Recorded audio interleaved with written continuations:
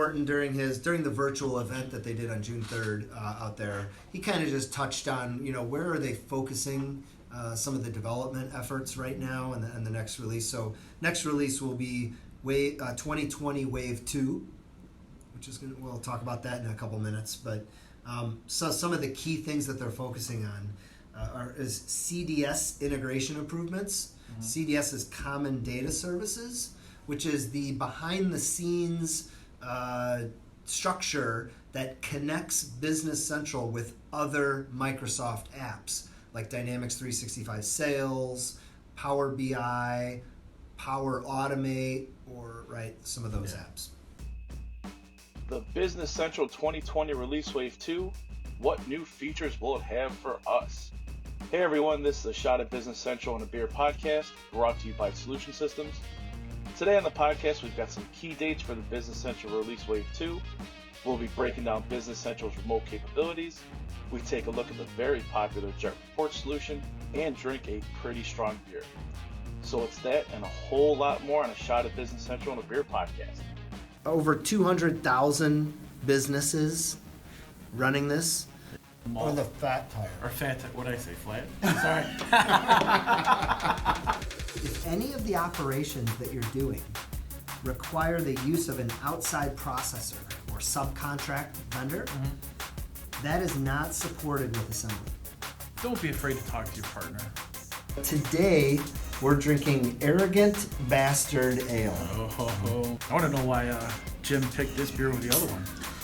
Because I really think it resembled, my personality more than anything else. We always say there are kind of two things that everyone always does a little bit different. One is pricing, two is commissions. Right. Level 3, Knuckles has been dispatched. He's on his way. I think one of the benefits and detriments all at the same time is the visibility that it gave us into our actual data. Welcome to another edition of A Shot of Business Central and a Beer. Back with another Shot at Business Central and a Beer. I'm Michael Intravartolo, and I'm here with Ken Sebahar. Happy to be back here at Solution Systems office in Rolling Meadows, Illinois. Yep, we are properly social distanced, and we're doing the podcast from the office. So first time in, was the last two remotely or three? I kind of feel like a podcast virgin again. First time, right? Well, the good news is we have a lot of Business Central news for everybody. We're going to talk about some of the remote capabilities for Business Central. And the featured app is going to be one of the more popular ones, known as Jet Reports. We're also drinking Short Fuse B33 beer. I got to say, the first sip I took, I wasn't too much of a fan, but I've had a couple sips since then, and it's kind of growing on me. What do you think? The word that comes to me is strong. Strong? Strong hops, strong sweetness, strong alcohol. I'll agree. It's pretty strong. It's different. It's definitely different. I don't know. I can't think if I've had a stronger beer. I guess I've never tried the beer that's infused with I don't know, what is it, the Jack Daniels or the whatever it is. Yeah, a really high beer could be like 12 to 14%. Yeah, would be really, really high. Probably 14%. Yeah. This is it says 10% on the can, but online it says 11%.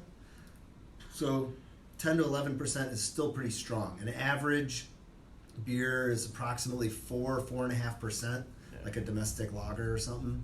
So you're talking about over maybe double to triple the strength. Yeah, it's definitely strong. It's got some sweetness to it. It's very hoppy, though, in my opinion. Very hoppy. Triple hopped, Michael. It's triple hopped. It is. So, it lives up to its name. That means they got, triple the number of hops on there. And like a ton of different types of hops, too. Looking like El Dorado hops, Citra hops, Amarillo hops, Mosaic hops. It's like, did they leave any out? Let's just put everything we've got in here. Triple it. right? And then it says they added 50 pounds of 50 pounds of honey Yeah. to sweeten it up a little bit. It's probably nobody would drink it otherwise. Kind of cuts the alcohol down a little bit.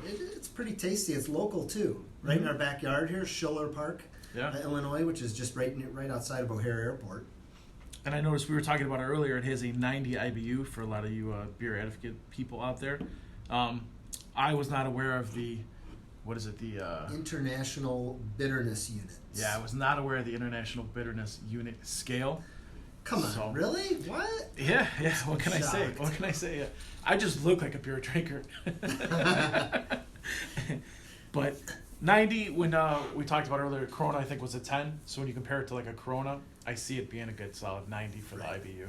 Yeah, so like it says, like most beers are somewhere around like a 20 to an 80, right? And my favorite beer, Zombie Dust from Three Floyds, was a 60, Yes. I believe, and that's a pretty hoppy beer.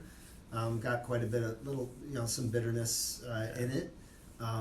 Corona was a 10. I think a Heineken was about a 20. Yeah. So, and this is a 90. So, Yeah. But as it says, IBU, it could be bitter, but it doesn't mean it just has that bitter flavor. It depends what else is in it, the mix of other ingredients and everything. But it definitely, has that bitterness to it. You want to hold off on ratings till we get a little bit more down? Yeah. You're going to go for your usual 3-4 during the podcast? Yeah, and these are these are tall boys too. So 11% tall boy. We'll see how I'm hanging on at the end of the podcast here. So, what's good about it is that it's actually going to help us present all this lovely Business Central news. And there's actually a lot this month. Everything from, release wave, upcoming release wave, key dates to number of deployments on Business Central Cloud was released. There's a lot of stuff. So, Ready You want to me? get into it? you want me to start with the first one, or you want to jump in? Yeah, go ahead. Let's kick us off, Michael. All right. So on June 3rd, Microsoft Business Central held an all-access virtual event, and there was a keynote regarding the direction of Business Central, and it has access to 15-plus breakout sessions as well that are available on demand since June 3rd. Everything from like coding for performance to managing customer environments in Business Central Online to Business Central and common data service integration. We highly recommend you check it out. It's going to take a little bit of time to go through all the sessions, but it was very informative. Yeah. And I think that's also where they announced the new general manager of Business Central. Yeah, I think so. I think he did a little keynote. So there's the highlights of that virtual event for me were one. We'll talk about in a minute. Mike Morton's just overview and introduction. But then there's also some technical. If you're a technical person, if you're a developer, there were some sessions on writing, for example, writing extensible and change resilient code. So kind of like best practices for how do you develop, how do you build extensions within Business Central so that they work for the long term, and things that you should be considering when you're building extensions. So there's some deep dive content that was part of that conference. It's good. It's a very hot topic. I mean, especially over the past year, everybody's kind of got their own little way of developing extensions and whatnot. So Yeah, and as I mentioned, moving on, so Business Central announced a new general manager for Business Central. Most people who have been around Dynamics NAV or Business Central for the last several years probably at one point or another might have been introduced to or heard Marco Pirasek speak. He was kind of in charge of he was the product manager general manager for multiple years, and kind of led the charge towards the Business Central product. he was really the face of it, in my opinion. Yeah, I mean, he was always out there talking about it and sharing his knowledge and whatnot. He was the face of Business Central. I thought. Yeah, so kind of leading leading the direction of the product towards the cloud. He left Microsoft in around towards the end of 2018, and since then, Mike Ehrenberg has been officially in charge of the Business Central product, and now they've assigned Microsoft veteran Mike Morton So he's been around for over 20 years at Microsoft, working on SharePoint and Office 365, Office Online. So I think he brings a lot of cloud type app experience with him, and it's good to see they've got a good long-term person in place to kind of lead the product. So, do you think it was better for Microsoft to hire or to promote internally, as opposed to trying to find somebody outside of the company for this specific job? Yeah, I do. Yeah, absolutely. I think there's a lot of just internal knowledge and company culture and experiences and connections and networking and things that he's experienced and learned and understands how to get things done within the Microsoft organization. So to me, that's a win. Yeah. I think we've seen in the past there have been other people where they bring in some outsiders, and I think it takes them a year or two just to kind of get their feet wet and understand what the heck they're doing. Yeah. Frankly, before they can kind of hit the ground running, and I think so. I'm excited. Yeah, he's got a lot of a background in the cloud, so yeah. he should definitely hit the ground running. Which is good because now there are currently over 6,000 deployments of Business Central Cloud, which is a lot. I mean, I guess it's probably been mainstream for 2 to 3 years. 2 years? Not even. Not even? Yeah. So 6,000 is a lot. Yeah, and if it kind of seems like a small number if you look at Dynamics NAV, right? Which I believe was somewhere over 200,000, right, deployments. So 6,000, it may look small, but I'll tell you what, there are other competitors to Business Central, small and mid-market, that may not even have close to that number of deployments. Yeah, completely agree.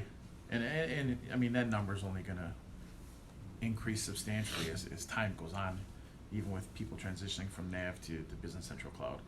Another good tidbit that they shared was the apps, I believe now, are actually over 800 apps for Business Central and Microsoft App Source. Approximately 816. 816. Approximately. Yeah. Last I checked, it was 812. So Must have added 4 more. that's a lot. That's really a lot. I mean. Yeah. So here's what I'll be honest with you. So 800 apps. So the search tool it's working much better. I think early on there were some issues with the search function on the App Source page. A little bit. It wasn't returning accurate results in all cases. I found that search result is working significantly better now. So it's actually, you do a keyword search up in the top and it pulls back the results. However, Nice. what I don't like about it, Microsoft, if you're listening, is that I can't see what the new ones are. Oh. Right? So yeah, you don't know. So you went Released in in and the there were last month. 812. Yeah. So now there's 816. What are the 4 new ones? Yeah. I don't know. You're I'm not sure gonna as know. shit not going to scroll through 800 apps. Right. Even so, you'd have to take note of all the previous ones just to see which ones are different. But I agree. It shouldn't be something to it shouldn't be too hard to filter. So maybe they That's could important. flag them like new, right? So or within new updates within the last 30 days, or right something to kind of flag them, release dates or something where you can release dates. search by that. Hey, we got a little bit of rain going on. Thunderstorm here. Yeah. No, that would be nice though. Like all apps within the past 30 days. That's all you need to add. You don't have to add much more to anything else. So. Yeah. Let's see. Moving right along. I know this is going to be one of your favorites, but they've released some information on the next release of Business Central. High level information. High level information. Yeah. You want to tell them what it is? Yeah, so Mike Morton during the virtual event that they did on June 3rd out there, he kind of just touched on where are they focusing some of the development efforts right now and the next release. So next release will be 2020 Wave 2, which is we'll talk about that in a couple minutes. But so some of the key things that they're focusing on is CDS integration improvements. Mm-hmm. CDS is Common Data Services, which is the behind-the-scenes structure that connects Business Central with other Microsoft apps like Dynamics 365 Sales, Power BI, Power Automate, or some of those apps. Nice, yeah. That's huge. I don't know if you want to jump into also talking about the plans they have for the release wave 2. I don't know if you want to mention when they're coming. Yeah, go for it. So the release plans are coming July 8th, and then early access to new features and capabilities will begin on August 3rd, which is great. It's always good to get in there and play around and see what the features are. So next podcast, we're going to be deep diving on what are all those new features that are going to be coming out in the fall. Fingers crossed. That's exciting. Fingers crossed that we will. Another one that they mentioned is there's going to be a Teams integration for Business Central.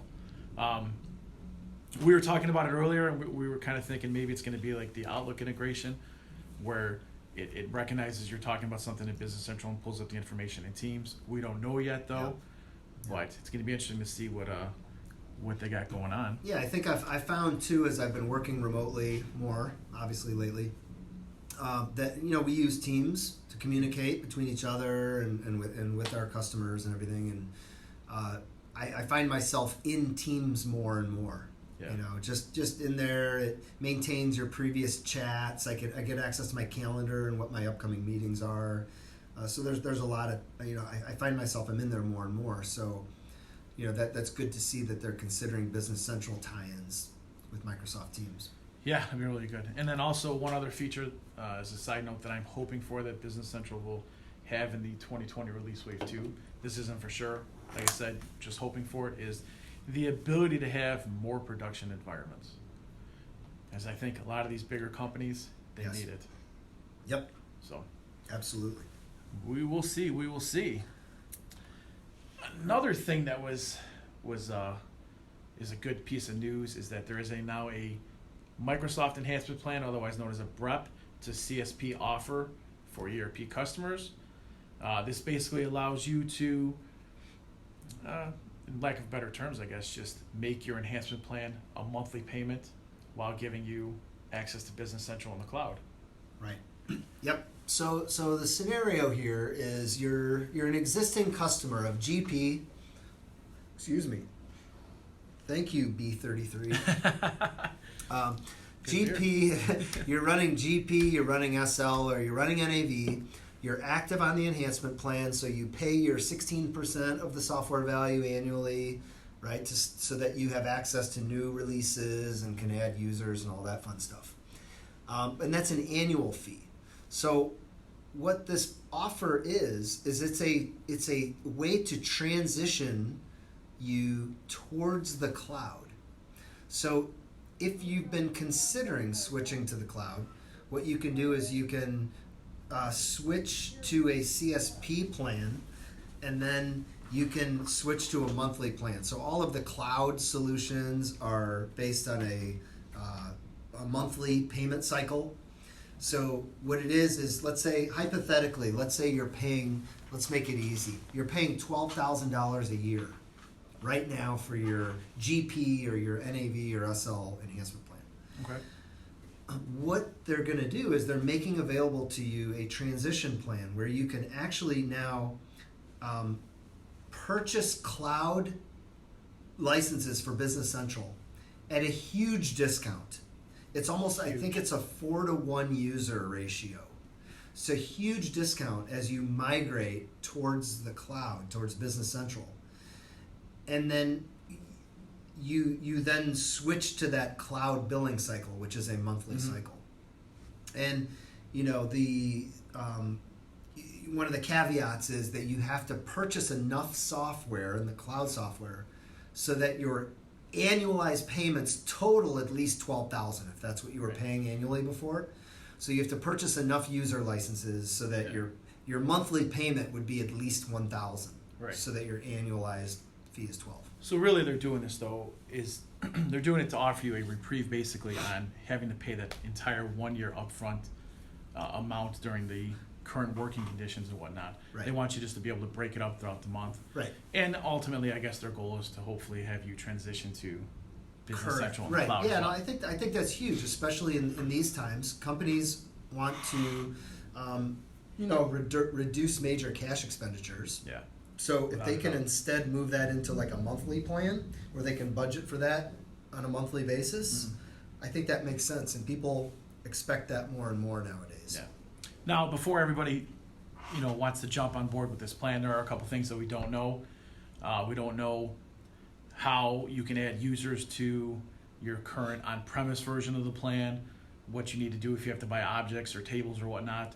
We don't know how it's going to work. What happens if you haven't migrated to the cloud within 3 years? Yeah. Because there's a 3-year term Right. on this program. So there's some things we don't know, but if And it's officially available until June 30th of 2021.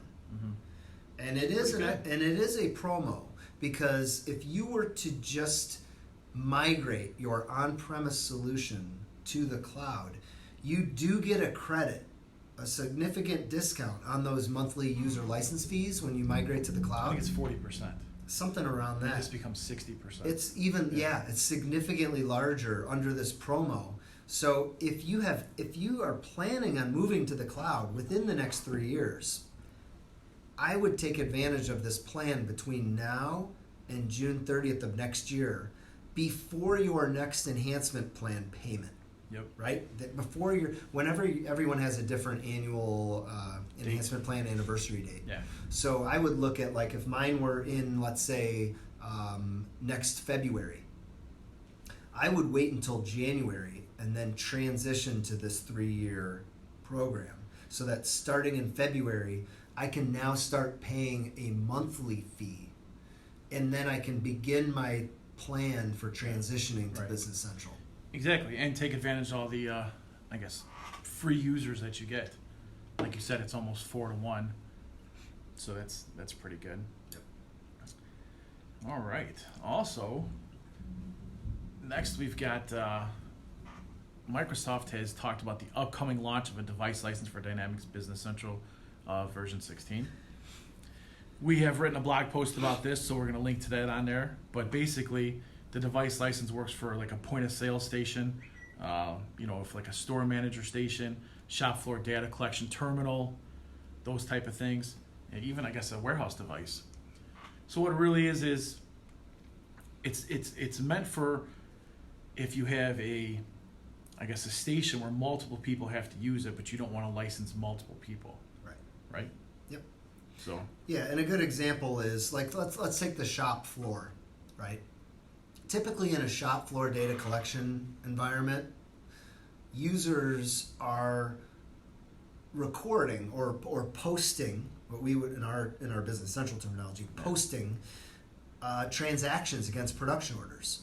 Those are labor entries, labor and overhead costs, or material consumption, right, from a terminal that's located throughout the shop floor.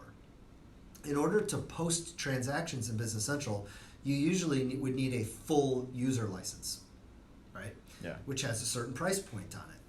Well, you might have 40 terminals across your shop floor. That becomes price Pricey. prohibitive Yeah.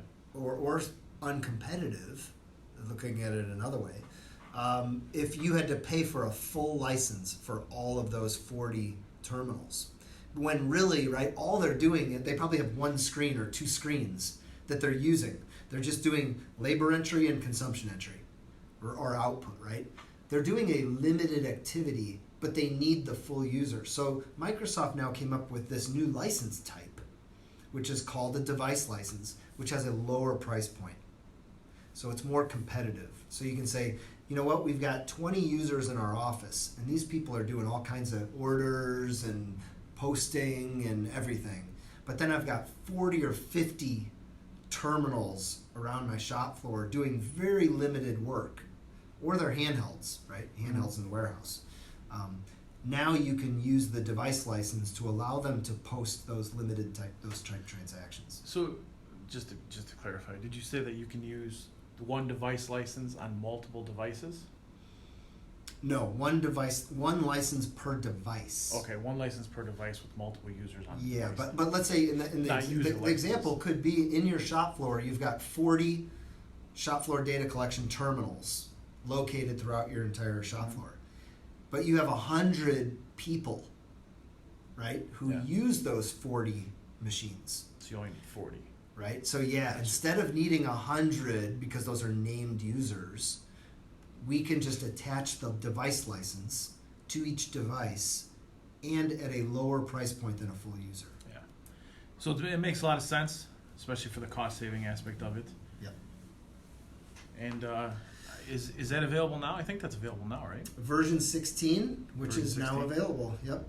Very, very nice. Speaking of version 16, version 16.2 update was released, and a lot of it allows you to migrate data from Business Central 14 point whatever on premises to Business Central 15 whatever online. It's got a lot. Sorry. Yeah. I was just saying most of the other things are technical type Yeah. things or kind of, The one I did like though, there's a new. It's called a new URL parameter, which hides the web client header. So it's going to give you a little bit more viewing space, vertical viewing space when you're on the page. Not only on the page, but also if you have a developer who's developing an app that wants to pull in a Business Central page, you actually can now embed that page into another application Yeah. without having the whole header piece on Showing there. it. So Very yeah, nice. that's pretty cool too. There's some other things like document status. So that it's to make it easier to notice the status of the document, so that you know if it can be edited or whatnot. I know Microsoft has promoted and color coded status fields for different things Yeah, now. we saw a lot of these version 16.2. A lot of these environments were being updated to version 16.2 June 26th. Mhm. So towards the end of June is when all these changes were deployed. I think my favorite on all this list is, and I don't think this is understated, is that they've now updated that migration tool so that you can go from Business Central version 14 on premise straight to the newest release on cloud Business Central. We have multiple customers who are running Business Central on premise version 14 who are considering moving to cloud. And until this was announced, in order for us to get them to version 16, we would have had to upgrade their on-premise again to version 15 or 16, Yeah. then to get them to the cloud. Now, we're able to take they're running version 14 with all extensions and everything. Now we can run the cloud migration solution straight to the cloud without having to do anything.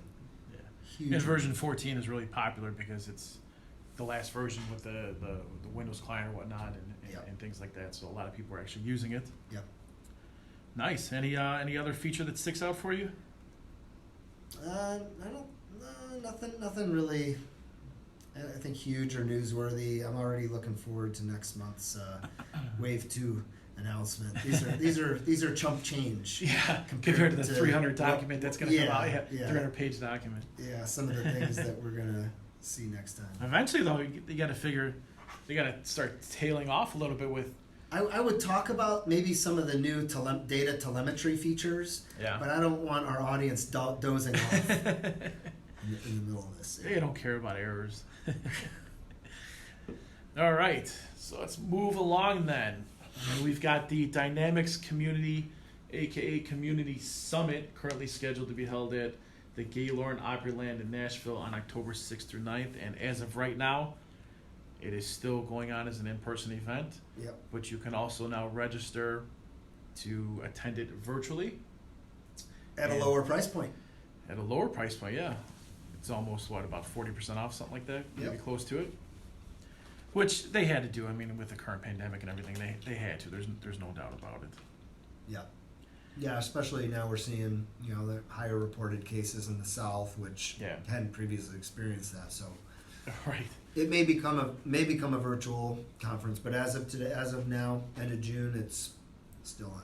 Yeah, and if we do end up attending, it's going to be probably a smaller group than usual, just because I would expect attendance to be down too. Yeah, I don't think we usually send a group of people down there, and we entertain our clients, and we do some learning ourselves. We present in certain cases and certain sessions. I mean, but yeah, we still may present if we have the opportunity to do so. But yeah, we're sending a more limited crew, and I've seen some posting. If you're on the forum, the daily forum comes out. There's a lot of people that are concerned, and I've already said they're a lot of people aren't even allowed, right, to travel at this point. Right. Just any travel is on hold. Yeah. Especially with different states experiencing different things, it's definitely hard to, in my opinion, to hold it live in-person event. But we'll see. And same goes for the Dynamics Business Central Partner Conference, which was originally scheduled for May, and now has been pushed back through December 1st or 4th. It's still in Orlando. Currently, we still have our regular group attending. Yep. We haven't heard anything else about it. I don't even know if any virtual, anything. I haven't heard anything. Nothing. No news on the partner conference for directions, but we're still, we're registered. And we're planning to go, but we haven't booked the airline tickets yet. Yeah. Put it that way. Who knows? There might even be a vaccine for whatever by then. It's possible, so we'll see. Maybe I can get it as I get on the plane to directions. Maybe. Yeah. All right. Next bit of information. I'm going to defer to Ken on this since he is the CPA. Oh, geez. Yeah. Thank you. The Dynamics 365 Business Central. I'm gonna get through this real quick because I don't think a lot of people probably care about this, but there's a tool for Business Central called the Accountant Hub. And the idea of this is if you are an accountant and you do books for multiple organizations, there was a hub, kind of like a roll center, if you will, where you can access all of your customers, all of your companies that you do the books for Business Central. And Microsoft has just announced that they're deprecating the Accountant Hub, and they're replacing it with a new solution called the Company Hub. So it's officially just been in preview. So you can there are tools where you can export data from your Accountant Hub, and you can import it into the new Company Hub when it becomes available. And then really there'll be more information about this in 2020 Wave 2. Mm-hmm. So when we get that documentation next month, it'll probably have some more details about that. But really the reality is that most of our end user organizations that are using Business Central don't use this. Right. So a lot of people probably don't even know what I'm talking about right now. But if there are those accountants out there that are using it, know that it will be going away, but there is a replacement coming, and it will be coming your way in the fall. Nice, real nice. All right. I want to touch a little bit about base and attach apps. I'm not sure if people have heard of it in the past or know exactly what it is. So what it is if Dynamics 365 Business Central is considered a base app, the base app has to cost more than the attached app, and what it really does is it allows you to get something, it allows you to get an attached app like Dynamics 365 Sales Professional or Dynamics 365 Customer Service Professional at a discounted price. So the discounted price is $20 per user. A couple things with that is though, that price applies only after the first 10 users have been licensed. And I mean, what I like about this is instead of having to purchase Business Central and Dynamics 365 like Sales Professional for, I think it's $65 a use or something like that, it drops down the price for you, and you get to take advantage of the integration and save yourself some money, in my opinion. I don't know if too many people that have used it yet. We have a couple customers that have taken advantage of it, but it's still pretty new. Yeah, it's still pretty new, and from our perspective, from a Business Central world, because we see everything through Business Central colored glasses. Yes, we do. But for other apps like D365 Sales or Marketing or Finance and Operations, some of the other things, it actually gets kind of complicated. Yes. With all the Without a different doubt. scenarios and possibilities that exist. Yeah. It's actually relatively simple for BC. So Right, because there's not that many apps. it's like attached BC's to your it. main app, and then you get $20 for any other app, basically, right? That you want to use. So I think the base app is really the app that costs the most. Right. That has to be your base app. Mm-hmm. From then you have to see if you like for Dynamics 365 Sales Enterprise. That would be your base app at I think it's $95 per person, and then if you want to add field service to it, because the for sales part costs more than the field service then becomes the attached app, and you got to make sure that it's actually an app that can be attached through Microsoft. There's some things and hoops you got to jump through, but if you use it, it saves you money. You lost, yeah. I lost you. I get it though. Nice. What else do we have here? Let's We see. talked about the conferences already. Oh, a little bit more. So on the Wave Business Central 2020 Wave 2, we mentioned early July 8th is when they're going to create they're going to release the plan document for all of the Dynamics 365 solutions. Again, early access starts in early August 3rd. My guess is for Business Central, I wouldn't look for that anytime before Labor Day, Right. based on our experience. And then October 1st is when the official release date is for 2020 Wave 2. And again, based on our experience, sometime during October is when you can expect that those will be announced. And we're going to have a lot more information next month. Yeah. Hopefully. I'm sure of it, Michael. Hopefully. So confident. I can tell. So yeah, we got that. And then did you have? I have one more thing I wanted to go through, which isn't really news. Actually, two things. Okay. Isn't really news, but did you have anything else? Nope. All right. So two things. One, we've noticed some instances, right? So this is security related. We've had some instances where people are getting legitimate looking emails from people telling them that they've changed their ACH information. Please update your records. So someone in the accounts payable team gets an email from one of your vendors that you work with, and it looks real official, attached letter, and it says, "Hey, we've just updated our bank accounts. Here's our new ACH information. Please update your records and start sending money to this new bank numbers immediately." Right. So, and this is kind of these types of scams have been going on for a while. Yeah. Usually they're email based, and it says, "Hey, we want you to wire us money." And now the twist on it is they're not saying, "Hey, wire me some money," and it looks like it's from someone within your company.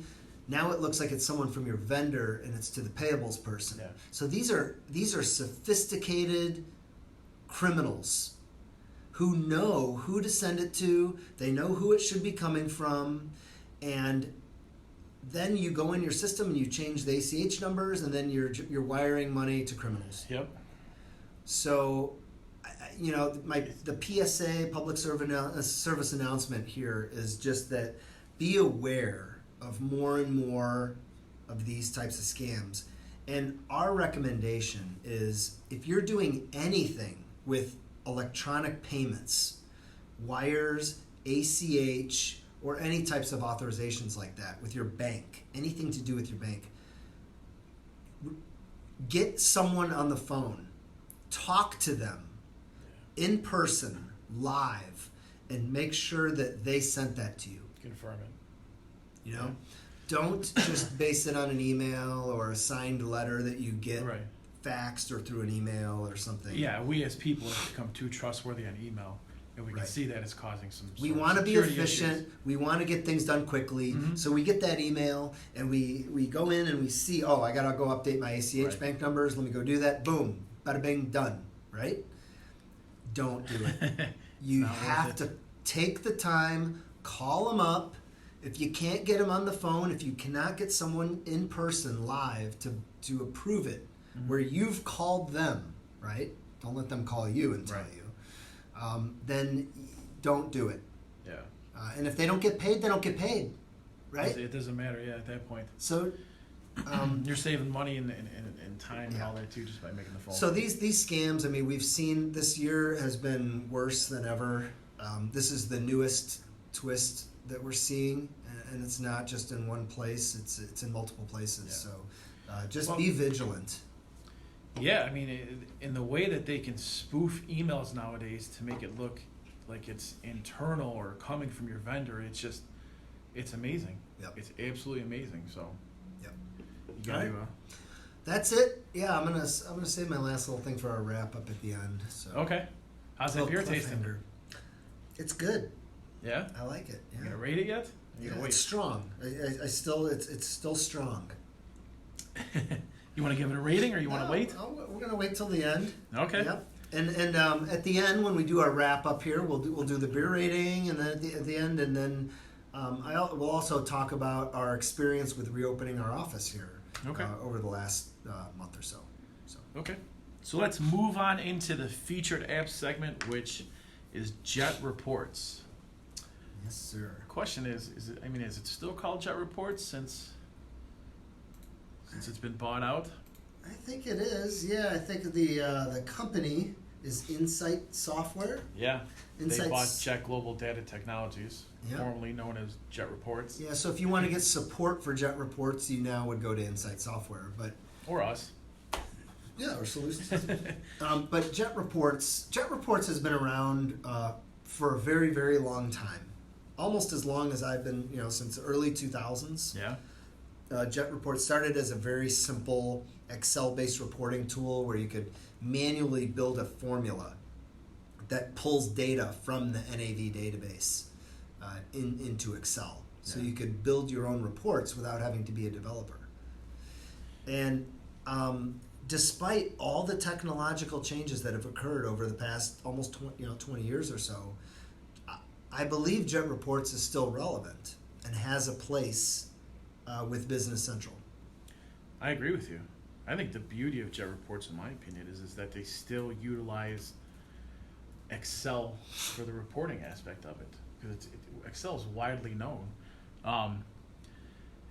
With Jet Reports, you can pull in any piece of data from Business Central's table or fields and build any report that you'd like. And that, to me, that's, I guess, the real differentiator between that and Power BI. And it's simple. Yep. Comes with some pre-built cubes and dashboards.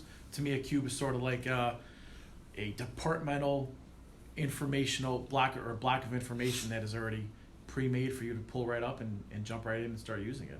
Jet Reports claims that these cubes are going to have about 80% of everything that you need. I don't know so much if that's true, but it's definitely possible. Yeah, and so where we're seeing Jet Reports being used is, where organizations, primarily where, they're not happy with the financial reporting capabilities that are built into Business Central. So they're looking at the formatting capabilities and graphical reporting capabilities of like an income statement or a balance sheet, year over year, actual to budget comparison, things like that. And while the feature of account schedules is built into Business Central, it's included, and I'm as an accountant, I love account schedule and the account schedule overview for analyzing data. I love it, and I get by just fine with it. But other people have different expectations than I do, and they expect a sophisticated, professional-looking, colored, A real good visual representation of their data. right, financial reporting, an executive level financial reporting solution. And I think that's where Jet Reports comes into play. Is, we have companies and where they say, look, here's my financial report. This is what I need it to do. And I look at it, and occasionally I'll look at that and I'll go, oh, you know what? To dynamically build departmental income statements based on all your departments, I can't do it. But Jet Reports can.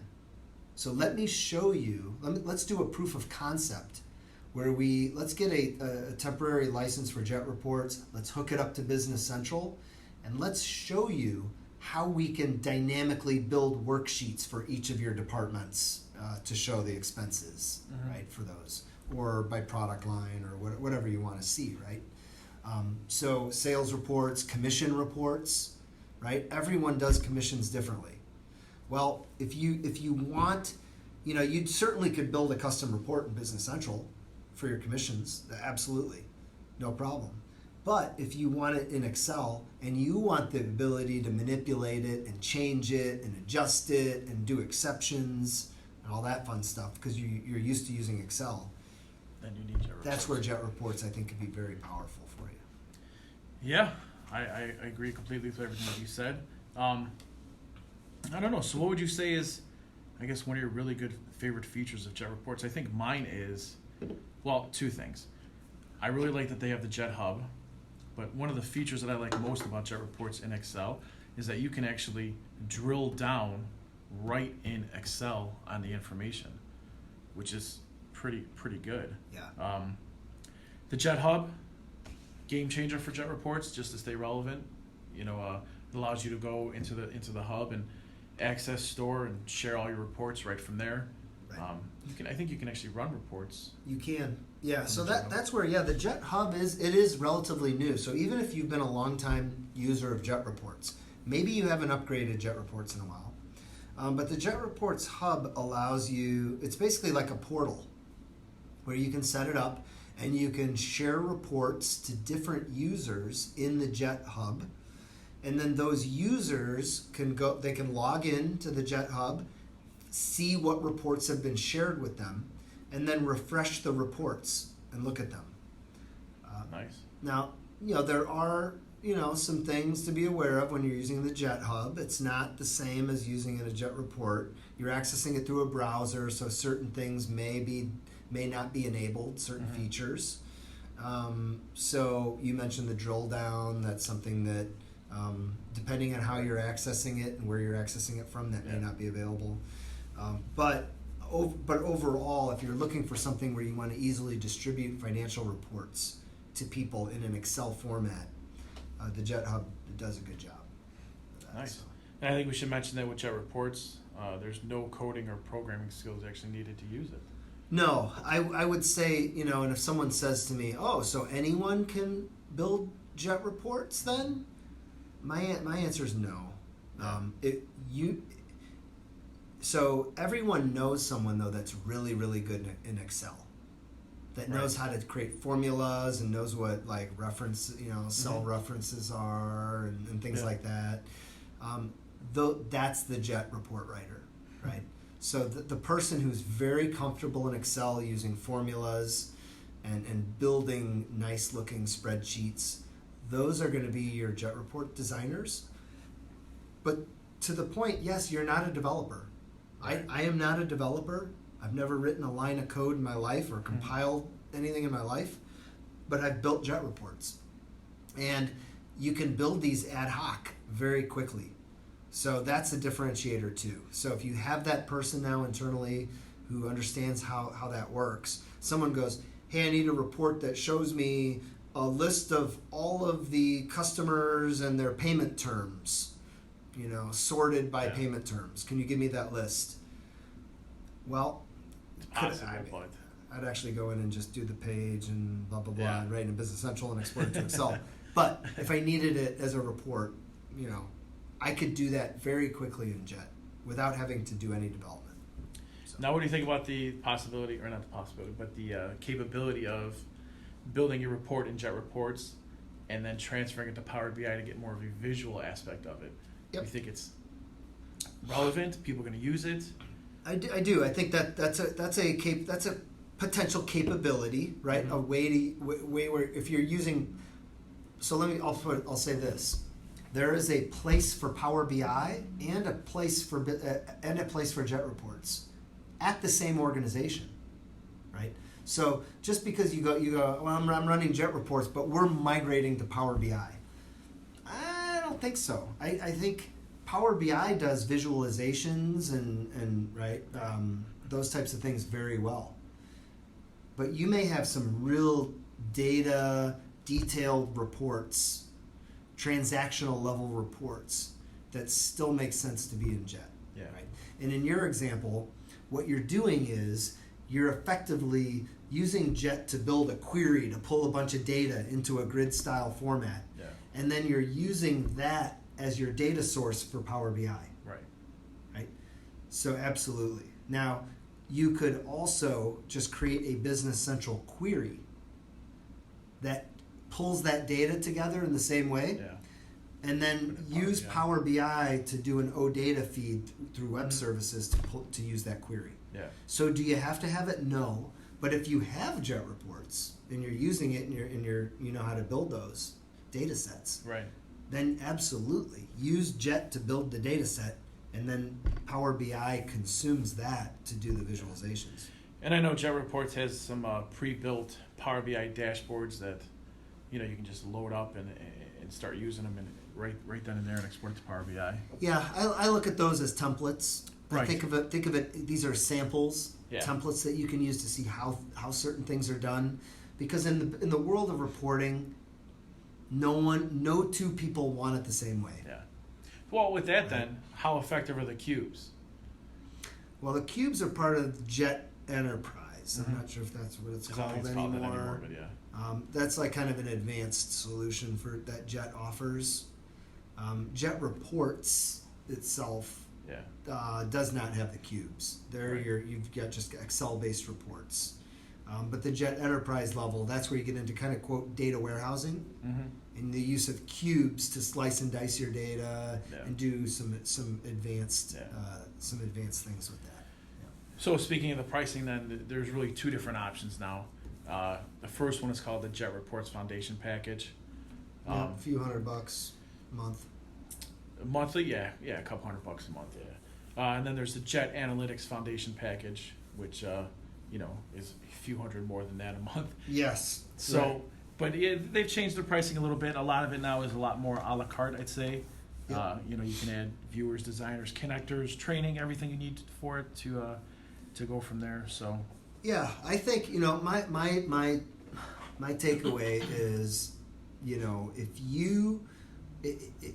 if what business, by the way, Business Central is more than enough for a lot of people. yeah, If it's not, though, I believe that in most cases, if you get Jet Reports and you have that need for it, we as a partner have certified Jet developers, Mm-hmm. right? So we will help our customers get a return on their investment within 30 days. I mean, almost instantaneously, yeah, right? Because we can quickly develop that report, that one thing that they have to have, that they need, that's critical to their business, and we can build it and provide it to them for a couple $100 a month, right. and then on a go-forward basis. Then they can create an unlimited number of reports themselves into the future. Now, Jet claims with the reports that they are automatically updated with all Dynamics upgrades. They say build it once and use it forever. Is that been the case since you've been here for 20 years? I think that's pretty fair. Yeah, I mean pretty your good. Jet formulas. It's really Jet Reports uses just Excel formulas and the proprietary formulas for Business Central. But those formulas are just really pulling data from the database. So as long as the database structure of Business Central stays the same, It'll keep pulling it. they continue working just fine as you upgrade to new releases. Gotcha. All right, then. If you guys have any Jet questions, let us know. And with that, excuse me, let's talk about the remote capabilities of Business Central. Now, Ken, when you first posed this as a topic, I thought to myself, well, Business Central is a cloud product. The whole thing is remote capabilities. Yeah. But So you're calling me the master of the obvious? I'm calling, the master of the obvious. There you go. I mean, I'll take it. Yeah, Thank you for the compliment. You're welcome. So yeah, when I think of Business Central, like I said, I think of basically connected data that is accessible from anywhere. There's so many things within it that I guess have remote capabilities. Like it's a cloud-based solution, so Yeah. it's all gonna be it's gonna be updated automatically. It's always accessible through a web browser or a sort of app, which also brings you into the app web client capabilities. It has Yeah. I mean, it can just basically run on any type of device. What's your favorite remote work capability? Well, I'll tell you in a second. But the reason I wanted to propose this is I just felt like it's timely. We've gotten to the point everyone's working remotely. So how do you work effectively remotely?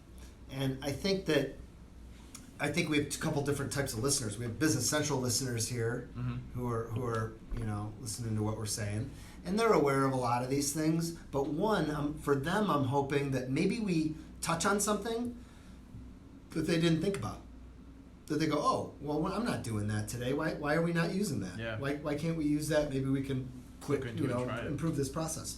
But two, I think we also have people maybe that are running older versions of Nav or GP or SL, and maybe they don't have some of these types of things available to them. Maybe they're running some other application, right? And they're considering moving to Business Central. So I thought, maybe we can, just spark something in someone to go, hey, yeah, we're struggling right now working remotely. Maybe even if we're not using Business Central, just as a general discussion point, hey, have you considered maybe this is something you could do or implement with whatever you're using? Yeah, you couldn't have said it any better, especially during the current times or whatnot. Yep. So I'll jump in. I think one of my favorite ones is the automatic backups.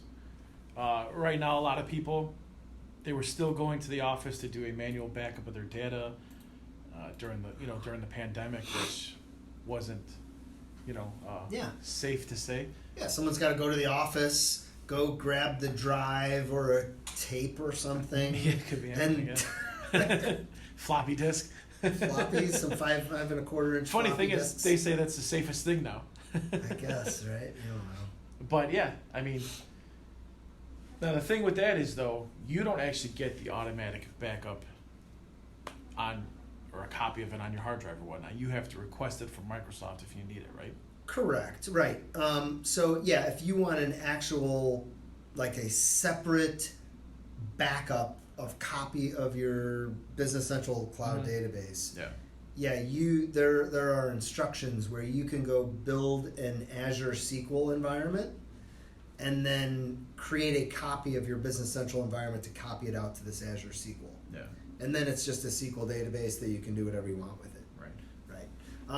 But with that said, Microsoft does all kind of redundancy and backups on these Business Central environments.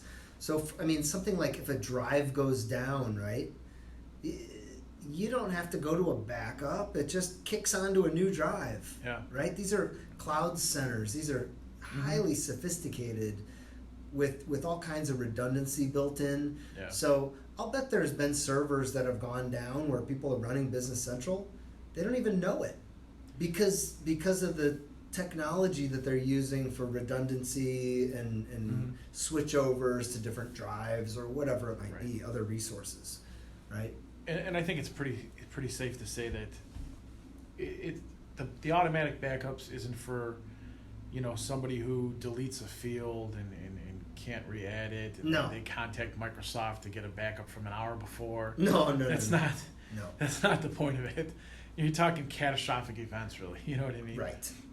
Yes. So. Yep. And if at any point, this is important, a Business Central customer says, I just want a SQL backup of my database, you can get that. You just have to make a specific request to Microsoft to get it. They will provide you with the .bak SQL backup of your database. So that is available.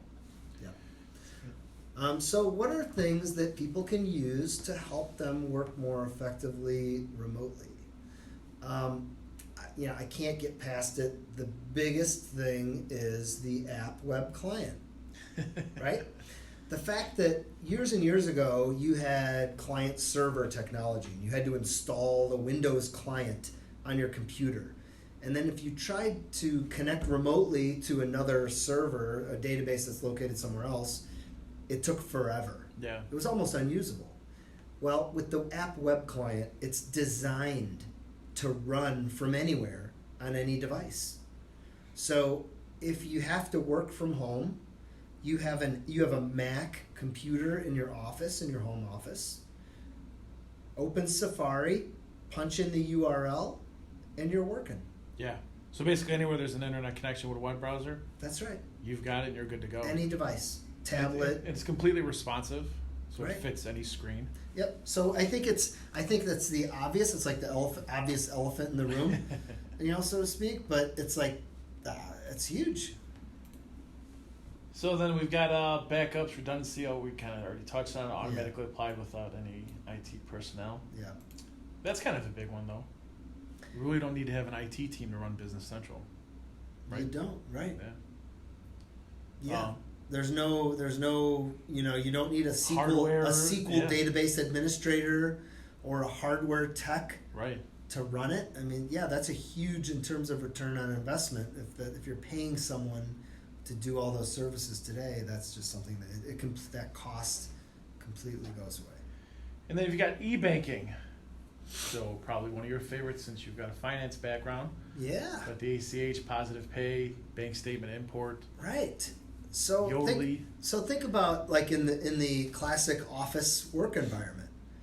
I need to pay vendors, right? So I have printed copies of invoices, and then I have to print laser checks on my printer with my check forms. I physically have to be there to do that. Yep. So in a remote work environment, I can use ACH. There's e-banking tools set up within Business Central. You can map formats for different banks. You can plug in your vendor's banking information. If you go into vendor bank accounts, plug in their account number and all that information in there, and then you can send. And instead of printing computer checks in the payment journal, you select payment type electronic payment, and from there you can export an ACH file in your bank's file format, transmit the file to the bank, and the bank distributes the funds. I'm waving my arms in an outward motion right now, showing that the funds go to all your vendors instantaneously. And electronically, so you didn't spread any coronavirus or whatnot. So definitely a huge feature, I guess you want to call it. Right. Yeah. So that's the key. That's what I'm trying to talk about here, or why, like, ways that you can operate more efficiently in a remote environment where you're not able to physically print documents and. So next up we have email document delivery. What do you mean, just sending emails through Business Central with documents tabs? Yeah, invoices. I got to invoice my customers, right? Yeah. I don't want to print invoices out, go grab them off the printer, Yeah. run them through, fold them up, Yeah. run them through a postage machine, put them in the envelopes, right? Yeah. All that stuff, that physically has to be done typically at an office. But if I hit the post and send button on an invoice, on an order, sales order or invoice, I generate the invoice, it emails the invoice to the customer instantaneously. Yeah. Completely paperless. Nice. There's a key word right there, paperless. That's the common theme, I think, right? Right. All of this, right? That's the key, is that I never have to print anything, write anything, Right. or mail anything, right? This can all be done virtually. Next up, print and save all documents and reports to PDF. And Yeah, also so attach them to the fact box. I've been preaching this one for a long time, but like, so the common thing is, like, at the end of the month, all the accountants out there, they want to run their month end and they want to print all their reports out. Let me print my AR aging, my AP aging, my trial balance, my income statement, my balance sheet, my bank rec. Let me get all those printed out.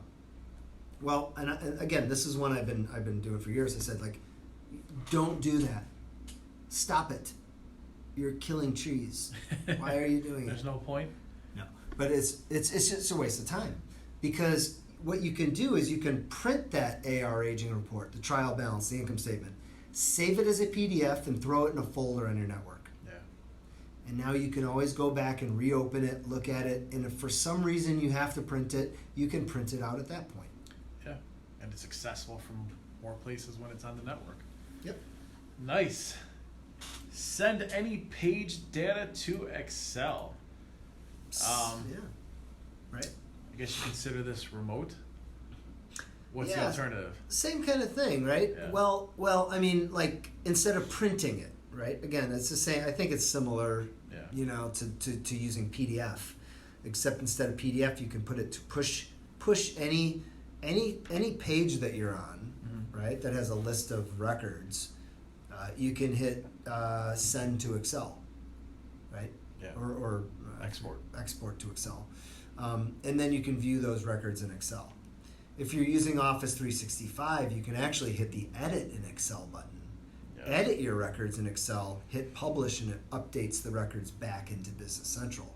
Huge time That's saving really function. slick. Yeah. So again, the key there is, why am I printing? I'm not printing anything. It's paperless. Yeah. So, and I can save that Excel spreadsheet and move on. Next one up, you've got incoming documents, including OCR capabilities. I'm more interested to hear what you mean by incoming documents. Yeah, so incoming documents is a feature in Business Central. It's kind of a generic term. So what you could do is you could have anyone create a new incoming document. So let's say you have an office administrator. The mail comes in today. You get some invoices from some vendors. What that person could do is create a new incoming document, scan and attach that invoice. And that now goes into this bucket called new incoming documents. Someone else then can look at that and they can actually go, oh, this is an invoice from my vendor. I'm going to create a new vendor invoice for this. So they create a new purchase invoice, and it then attaches that PDF, that incoming document to that purchase invoice.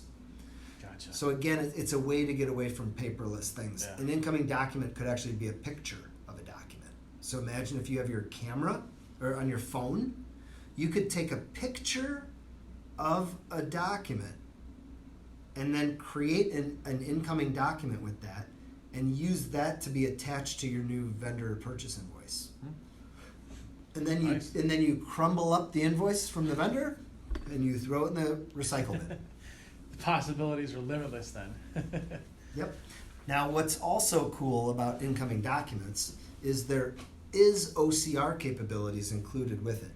So one option that's available is you create this incoming document, and now you've got this like PDF file, right? That's sitting there as this new document that something has to get done with it. Well, you can feed that through a cloud-based OCR, optical character recognition service, and it scans that document, it looks and it figures out who that's from and where all the information is, and it can dynamically build a document, a record for you in Business Central. Nice. So It's once kinda- everything's mapped, it makes it a lot easier. Yep. So, and where OCR comes into play, if you have, let's say you have a vendor and you do 50 or 100 invoices a week with that vendor, that's a good use for OCR. Okay. Because it's that high volume, repetitive transactions for one business partner that you're doing work with. Yeah. Because every document from each customer or vendor has to be mapped so that OCR knows where to look for different information. And that takes time to do it. So to get a true return on your investment, you do need to have relatively high volumes of transactions with a specific vendor or customer. And you got to be committed to it for a long time, right? At least a year to see a return. Or, Right. I mean, not see a return, but Yeah, I mean, it's going to take time to build. it just everything has to up. be a high volume situation. If you told me I've got 1,000 vendors and I do one invoice per month with each of my 1,000 vendors, OCR is not for you, man. Not a good price Because you have to map 1,000 different invoice formats. for just right? one. Yeah. But if you said I've got 2 vendors and I do 10,000 invoices a year with each of these 2 vendors, it's perfect. perfect for OCR. Gotcha. Now, next up, document attachments. You just mean attaching a document to the fact box, or what? You got it. And I think links and notes are the same thing. Yeah. So yeah, on any customer record or sales quote or order, purchase order items, you can attach documents, you can attach links, Yeah. Which are accessible by anybody. or notes, like a written note, and those are ways that in our world, what we say is, those are ways that you can take unstructured data, right? Maybe it's a folder sitting on your computer, it's a note sitting in your Outlook, and we are structuring the data in Business Central so that everyone has access to it. So an example is, on an item record, I've got 3 attachments. I've got my marketing flyer, I've got my detailed item specifications, and I've got the picture file, a picture or images, right? And then I've got a link to our website that shows more detail about that product. And then I have notes that describes when I last updated prices or changed vendors for that product, so that if someone new starts, they can pull up Business Central, pull up that item, and they have all those documents right at their fingertips. They can see what's happened with that item in the notes, and they can link right to the website. Nice. Right? Real nice. Next up, camera enablement on mobile devices for image capture. This is, so This is relatively new, right? relatively new, yeah. So one of my favorite features, and I just did this week actually. Really? So if you go into open up a contact record, or open up Business Central on your phone. I wish I could do a live demo of this right now, but I can't. So you open up Business Central on your phone. I go to contacts. I hit new contact. I type Michael Intravartolo into there, and then under picture I say take picture, capture image. It launches my camera app. I take a picture of you, and it auto embeds it right into my contact record. Really nice. Yeah. That's pretty good. So you can do help that. put a name to the face. Right. You can do that. I mean, and you can also take pictures of documents. Mm-hmm. So like I said, if you want to capture, someone signed a document or something, and you're like, okay, I need to attach this to my order. I can create my order. I can get your signature on it. I use my phone or tablet to enable my phone. I take the picture, flash it, it attaches it to my order, and now I don't even need to take your signed document with me, or fax it, or scan it and send it. It's just automatically attached in Business I Central. would imagine it's pretty big too with expense reporting apps. It's huge, Yeah. right? Yeah, exactly. Take a Picture of the receipt, throw the receipt away. I don't need to keep them in my bag and turn them in 3 weeks or 3 months whenever I get back to the office. Right. Next. So next up, we've got kind of the OG of virtual capabilities with the Office 365 integration. It's kind Yeah. of one of the first things that Microsoft touted with Business Central when it came out. And Yeah. it is what it is, right? Yeah. I mean, it integrates everything. You open it up, Exactly. work from that app. Integrating with Excel or using the Outlook client. Yeah. I mean, those are all things that we do on a daily basis. And we use this internally Mm-hmm. to run our business here. And we use all of these things to make our lives easier so that we can all communicate effectively and efficiently. Really, again, almost in a paperless world. Yeah. That's what it really boils. I think Paperless. you nailed it, right? The fact is, I can't print stuff. Right. I can't get signatures on stuff anymore. So how can what are some of the tools that we can use? And the last one I'll touch on as we wrap this up is some of the workflow stuff, right?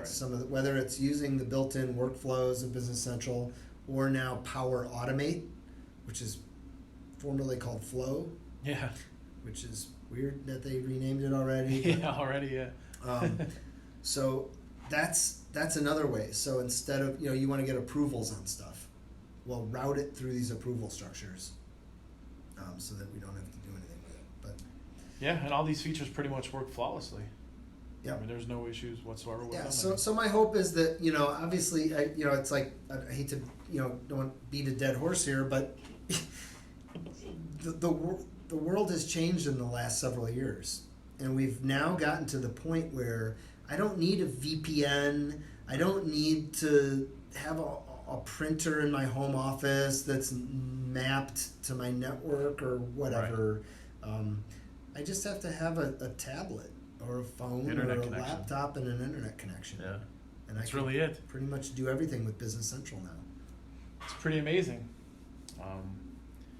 Yeah, I mean, things have come a long way, especially in I think the last couple months are going to reshape the future for businesses forever. It's going to be, Yeah, I think we were on that trend. We were on that course. Right. We're heading that direction, but it just significantly escalated the pace yeah. for everyone to get there. And that's our job. Our job is to help companies use Business Central effectively and implement some of these features Right. so that they can get the most value out of their systems. And just 5 years ago, think about without any of these features, how hard it would have been for businesses to communicate and just do some of these things. It would be nearly impossible. And Right. the economic effect would be crazy. Yeah, It would be terrible. It just literally 10 years ago almost wouldn't have been possible. Right. So we got it. Good to go. Now, with that, it's time to wrap it up, unless you have anything else you want to add to the virtual No, aspect of it. no, I'm ready to wrap it up here. I see that you're on can number 2 of the short fuse B33. I am. Yeah, I'm loving it. Is it getting better with... Did I mention before we started that I'm officially on vacation after No, you this? did not. I You didn't? not. Yeah, so I got the 4th of July week off. So I'm going to be kicking back, doing nothing. So I got my Hawaiian shirt. I got my party shirt on. Nice. It's great. I'm ready to rock and roll here. Do anything special for vacation? It's not really much I guess you can do, right? No, we're just going to kick back at the cottage, Yeah. family Just hang out. cottage, and just relax. I have a couple friends come and visit Yeah. for a few days, which I'm looking forward to that. But no, we're just going to kick back, take it easy, spend some days hopefully on the beach. Yeah, I agree. Now, Will you be buying short fuse B33 for anybody? Can I get it at Minnie's? You can. That's where I got it, yeah. I may have to. Yeah. Give me a rating. I got to know the rating. So Well, first of all, I mean, do you like it a lot? Do I you do not like it? Well, I like it. Okay. I would not have cracked another 16-ounce can of this stuff if I didn't like it, because Okay. it's not cheap. I'm guessing. Right. Nah, I think for 4 cans, it's about $15. Mm-hmm. So I do like it. It's good. It's too strong for me. That's the downside Really? for me. I like to drink beer. Too strong taste or too strong, I guess, it's just going to make you only drink a couple before So you're taking a nap? call me old school. I like to drink beer, Michael. Okay. So, like, Old school? how many of these can I drink? Yeah, with that type I of mean, alcohol good content, gravy. Right. Like 3? Yeah. I mean, 3, and you're put me in a wheelbarrow on the way out of here. You know. So it's like, the process of physically Yeah. right drinking beer Yeah. Yeah, is enjoyable to me. So physically, right, guzzling the beer out of the can or the bottle. Yeah, drinking the Miller Lite all night long and Yeah. not getting a headache the next day. I gotcha. Right. But like, so while the taste is good, it's like, man, at 11% and Yeah. a pint of this, man. It'll rock you. Yeah, it's pretty strong. So with that said, I'm gonna go 80. It's just It's yeah. pretty good. I like it. The flavor is good. The taste is good. It's relatively balanced. Yeah. I think on all the flavors for an IPA, but it's just too strong. Right? It could probably be a better beer if it were at like 7.5%. Less alcohol. Yeah. So after my first taste, I probably would have given it a 55 as a rating. As you know, 50 is my cutoff point to where I can't, anything under 50 I'm not finishing. I don't know what it is, but ever since that first drink, you drink more and more. I'm going to give it a solid 73. There you go. So it's growing on me. Let's put it that way. That's not bad. Yeah, I don't know why. And you're not an IPA guy. No, not really. Or are you becoming one? Yeah, you know what? When you look back over it, my highest ratings have probably been more towards the IPAs, besides Corona. Maybe you are. You're like a secret IPA closet lover. IPA drinker? You just didn't know it. Maybe. I mean, I bought this beer just because I was trying to get something that was crafty and had a little bit of summer into it. And when I saw the honey or whatnot, I was like, all right, it might be like a summer drink. I didn't notice the alcohol content until I got back home.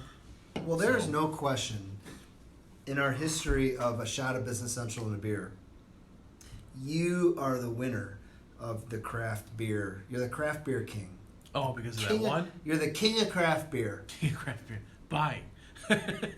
Not being able to tell you anything about it. The Maui pineapple. Yeah. Is that? That was pretty good. I think that's, looking back on it, it's got to be my favorite beer now. I think I said that at our it was a pretty good beer. annual recap. But this is pretty good. It's not bad. It's not too bad. Yep. So we'll take it. So last thing as we're wrapping up here, I think a lot of people out there are starting to get back to quote business as usual. I don't know if that's the right term to use or not, but I just want to take a couple minutes to talk about like our experience. So we work at we have an office building in Rolling Meadows, Illinois, and we had to come up with what are our policies and how do we do this. So in Illinois, June 1st was the stage 3 that we got to. Yeah. And so what we did was we looked at the Illinois office reopening guidelines, and we looked at all the different suggestions and rules and guidance and things like that we should be doing. And we use that as the basis, and so for the most part, I think we stuck to most of those things. Mm-hmm. The one notable thing I think we are not doing is, we're not doing temperature checks when you walk into the building. Yeah. We're all professionals here, so it's like, I think if you have a fever, you should know, be aware you have a fever and don't come in. Right. We're not going to treat you like kindergartners, frankly. And I guess that's the common theme, right? Like, so we do the thing, like if you're sitting at your desk and you're working at your desk, you don't have to have a mask on. Mm-hmm. But if you get up and you walk around the office, or you're interacting with other people, or you for whatever reason can't maintain social 6 feet distance or whatever, you have to be wearing a mask. Right. And then we've done a couple things around the office where you put up hand sanitizers around the office. We make masks available. Bathrooms, we're trying to limit the number of people in there. Now, I've actually, obviously had the pleasure of speaking to other employees here, and a lot of them have said that they are very happy that we were one of the first to, I guess, sort of jump on the bandwagon and say, hey, just work from home. There's no point coming into the office. I'd say we were earlier than most companies, with that. I mean, a lot of it probably plays into the thing that we have the capability to do it too. But I know a lot of people were actually happy with that. Yeah, we were. So we, and I can tell you exactly when it was. Unfortunately, it sticks in my brain. But it was Thursday, March 12th. March 12th. So in Illinois, stuff was getting pretty bad. The number of cases in Chicago. I was actually at a client site all day, working with a group of about 6 people in a conference room all day. And I was driving home at about 3 or 4 o'clock, and we had a call to discuss what we should be doing. And we spent Friday finalizing all those plans, the 13th, and said, okay, you know what? Effective Monday, March 16th, we're just going to have everyone working from home. Mm-hmm. And to your point, though, we were very lucky. I mean, almost all employees were already had the capabilities To transition. to work from home. Right. So we didn't have very much that we had to do to enable most people to work from home. There were a few things, a couple people that we had to outfit with some new equipment and so on. Right. But for the most part, it was pretty easy for us to do it. We had to add some more remote licenses, and there was Right. there was some little things. there was some stuff that we had to think about, and we had to do. But compared to like a company that's distributing products or manufacturing something, or has 50 field service techs Right. that are going out around the country and repairing equipment or something. It was relatively straightforward for us to do it. So that's why we thought, why not? Right. Wow, March 12th, huh? It's been that long already? Yeah, God, time I flies. know. But it was the right move. It doesn't feel like that long. It feels like that long. Really? I think, I don't know, I think with everything going on, only being 3 months, I don't know. I don't know. For me, for this week, I was here Monday, Thursday, and Friday. So 3 days in the office this week. This is the most number of days I've been in the office since at least early March. Yeah. Right. A lot of times I'm out of the office multiple days a week. So to be in the office for 3 days a week, it's for me. It's starting to feel more like normal. And I anticipate when I get back from my vacay, Yeah. I'm gonna probably be in the office 2-3 days a week. I was not good at working from home. I'm gonna be honest with you. No, Really? I was not. Distractions or Distractions, motivations? discomfort. Really? Not, yeah. So I even I'd been in the first opportunity I had to come work from the office. I did. Yeah. That's interesting. Yeah, I think everyone's different, and I just I had a hard time. I mean, when I had things I had to do, it was easy. I got it done, right? Right. But if whereas like Didn't at a have normal afternoon, maybe I didn't have anything on my calendar and I was able to catch up.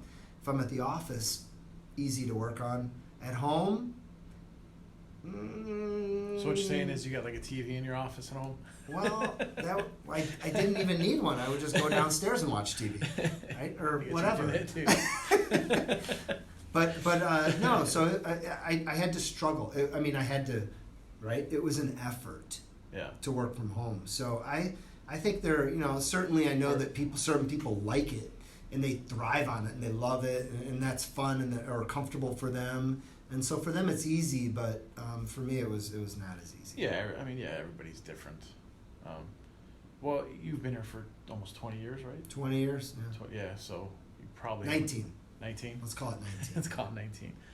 So yeah, you probably haven't worked all that much remotely on a consistent basis, I would say, then over the past 19 years. No, as a matter of fact, even maybe I'm only at the office 1 day a week or 2 days a week, but those other days a week I'm out at visiting customers.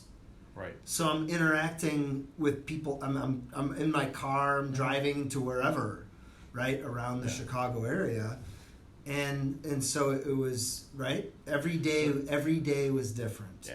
So it's just not normal to you. And so for me to be home Yeah. every day and work from home, it was tough. Yeah, it's just not normal to you. No. It feels different. Yeah. I And can see being at that. home. I got you. Frankly, being at home and working, right?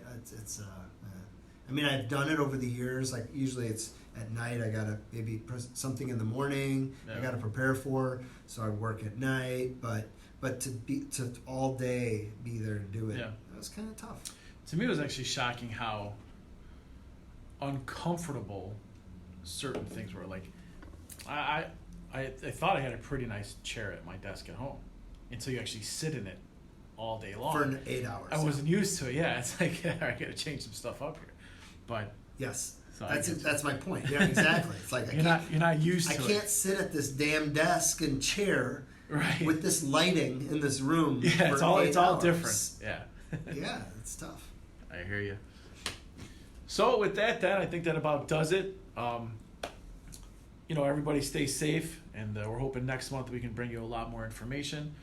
Once again, always like the podcast, share the podcast. Oh, one more thing. We've created a survey that we will put in the show notes. We really want to get your feedback on how we can make the podcast better. Everything from the type of music we're listening to, or that we're playing in the beginning of the podcast, to when you're listening to the podcast, maybe we can create certain segments to kind of coincide with whether it's your drive to work or from work. So go on there, check out the show notes, and please take the survey. And with that, everybody have a We'll talk to safe you time. We'll talk to you in July. All right. See ya.